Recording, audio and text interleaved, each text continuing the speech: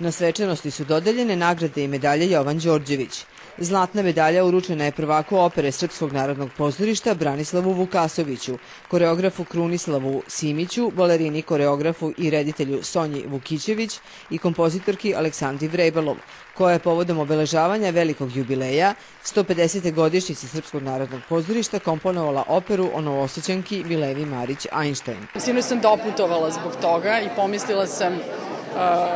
pomislila sam kako zaista nema veće stvari od priznanja u gradu u kom sam rođena za jednu ovako značajnu sezonu kao što je 150. godina, za najveće delo koje sam do sad napisala i to od pozorišta koje je to delo naručilo. Znači sve ukupno je jedan ogroman događaj za mene, a mislim i za sredinu. Budući da sam, mogu kažem, najmlađi dirigent koji je ikada bio u istoriji Srpskog narodnog pozorišta, velika mi je čast i zadovoljstvo, a pre svega obaveza da opravdam ono što su starije kolege pre mene radile, tako da trudit ću se da i nadalje bude uspešno, bar upola koliko i do sada. Predstavnici uprave podsjetili su da je pozorište obnovljeno i renovirano, da je tokom prethodnih nekoliko sezona uravnotežen razvoj drame, opere i baleta, kao i da je Srpsko narodno pozorište često sa svojim predstavama gostuje u inostranstvu.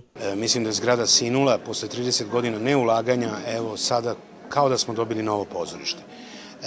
Imamo vrlo ozbiljno obećanje da ćemo u toku ove kalendarske godine dobiti sredstva za obnovu scenske tehnike, tako da mislim da kad to kompletiramo, onda ćemo zaista moći da kažemo da smo potpuno novo pozorište.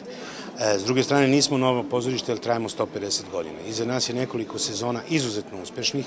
Na svečanosti povodom Dana Srpskog narodnog pozorišta dodeljene su i zahvalnice medijima i firmama sa kojima su sarađivali, kao i godišnje pohvale institucijama, članovima ansambla i pojedincima.